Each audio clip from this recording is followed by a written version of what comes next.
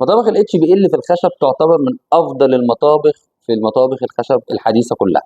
ليه بقى الكلام ده انا بقوله؟ السلام عليكم. النهارده هنتكلم عن المطابخ ال HBL. حد من المشتركين على القناه هنا بيسالني عن المطابخ ال HBL. سؤاله بيقول: هل ال HBL على كونتر للظرف افضل خيار لو حد مش حابب اللامع وقاعد فيه ابيض ورمادي فاتح من ال HBL؟ طبعا احنا عندنا في ال HBL ده طبعا خامه من خامات المطابخ الخشب، فبالتالي اللي بيسال على الاتش بي ال او اللي عاوز يعمل مطبخ اتش بي ال لازم يبقى عارف ان هو هيعمل مطبخ خشب مش مطبخ الوميتال. دي نقطه. النقطه الثانيه، المطابخ الاتش بي ال زيها زي كل المطابخ في الدنيا، فيها كل الالوان، فيها الالوان الساده، فيها الالوان الخشبي. بس انا عايز اشرح لكم دلوقتي ايه هو المطبخ الاتش بي ال.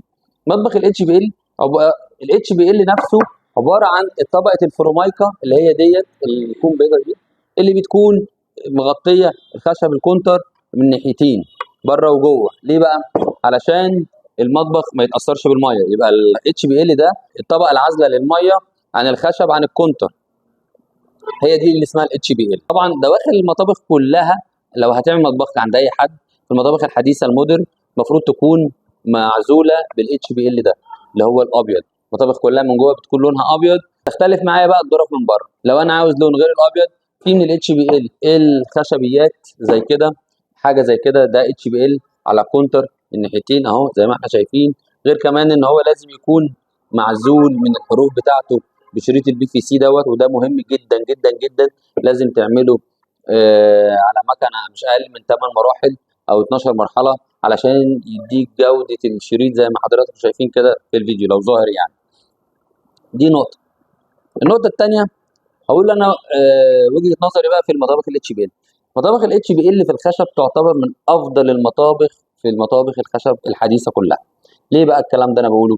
لان المطابخ الاتش بي ال تعتبر مقاومه عاليه جدا للميه، مقاومه عاليه جدا للخدوش، مقاومه عاليه جدا للتبصيم مكان الايد.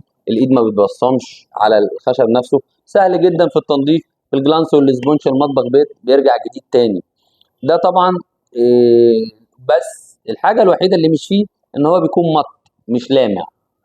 فاللي بيحب بقى اللي بيحب المطابخ اللامعه بيتوجه بقى للام دي اف، وده بيكون معانا افضل انواع المطابخ اللامعه في البولي لاك. واللي مش حابب بيعمل على ام دي اف بيعمل على جود وود، اكليريك بولي باك على جود وود. وفي زي ما قلنا بعد كده اللي على ام دي اف بيبقى البولي لاك. بننزل شويه بيبقى عندنا اليوفي لاك والجلوسي ماكس، وننزل شويه بيبقى عندنا البي في سي او الاكليريك. دي كل انواع الظرف بتاعه المطابخ الخشب عموما. طبعا افضلهم البولي لاك والجدود، بس دول سعرهم غالي جدا يعني غالي نسبيا عن الاتش بي ال. يعتبر تقريبا بنتكلم مثلا في ضعف السعر لو هنعمل مطبخ اتش بي ال او هنعمله جدود او بولي لاك. بس كده، ده معلومه في السريع كده عن كل ما يخص الاتش بي ال في المطابخ الخشب. لو محتاج اي استفسار او اي سؤال عن اي شيء ما تترددش، سيب لي استفسارك في الكومنتس تحت وانا هرد على كل الاستفسارات. كان معكم سلام عشري، اشوفكم الفيديو الجاي. سلام.